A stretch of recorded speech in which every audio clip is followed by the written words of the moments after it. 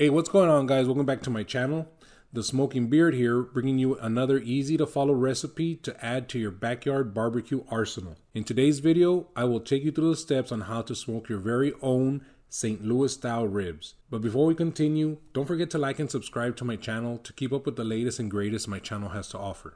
Now, I picked up these 2 racks of ribs from H-E-B. Hey H-E-B, if you're listening, hit me up. We can partner together. We're going to be seasoning these ribs the night before with 2 simple ingredients, mustard and your favorite rub. I'll leave a link in the description below if you see something you like in this video. I am an affiliate with companies like Walmart, ThermoWorks, and Amazon. By ordering using my links, it helps support my channel. First things we've got to do is get these bad boys out of the packaging.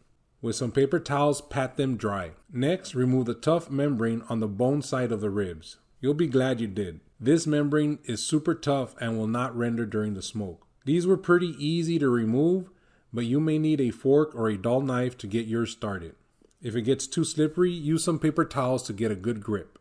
Then, smother your ribs with mustard. The mustard will act as a binding agent for your seasoning. To season your ribs, start with the bone facing up and add your favorite rub. Turn them around and do the same on the meat side. Once you're happy with the coverage, place them in the fridge and let the seasoning do its thing overnight. It's the following day and it's time to smoke it up. Start off by getting your smoker ready. For this smoke, I'm using my Old Country gravity fed smoker. I get the fire started with these fire starters. Like I mentioned before, check out my links in the video description if you see any products you like in this video. Once the fire starter is going, it's time to bring out my not so secret weapon, my fire management system from ThermoWorks. This setup has the ThermoWorks signals and the ThermoWorks Billows fan working in concert to keep my smoker at the desired temp. This is a bona fide game changer. Start off by installing the Billows fan. Next, connect the cable that provides the power and info from the signals. Then connect your signals to the power supply, turn it on, and set your smoker at 275 degrees Fahrenheit. Lastly, install the ambient temperature probe in the smoker. And that's it. Your setup is done. The signals is a brain of your system. It monitors the ambient temperature of your smoker.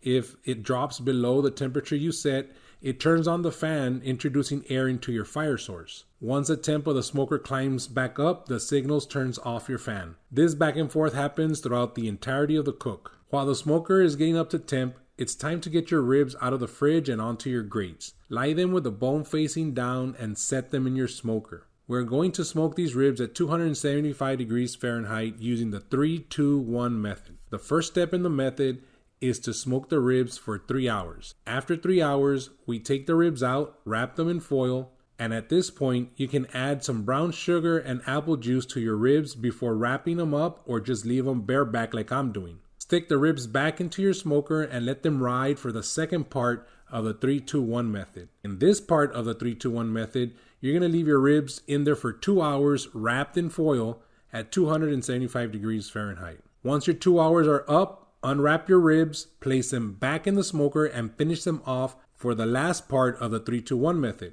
leaving your ribs in the smoker for up to 1 hour, allowing them to stiffen up. At this point, you can add some barbecue sauce to give it that extra kick, or just leave it as is. The last hour is more on your preference. The longer you leave them at this stage, the more they will start to dry out. I usually leave them between 20 to 30 minutes tops, but this is, again, totally up to you. After all is said and done, you should rest your ribs for about 10 minutes before you start digging in. When cutting your ribs, find the meat between the bones and slice at an angle. 2 bones per slice is a good rule of thumb. If done properly, you can grab a rib bone, do a quarter of a turn, and pull the bone clean out. Thank you for watching. Don't forget to like and subscribe, and I'll catch you guys on the flip side.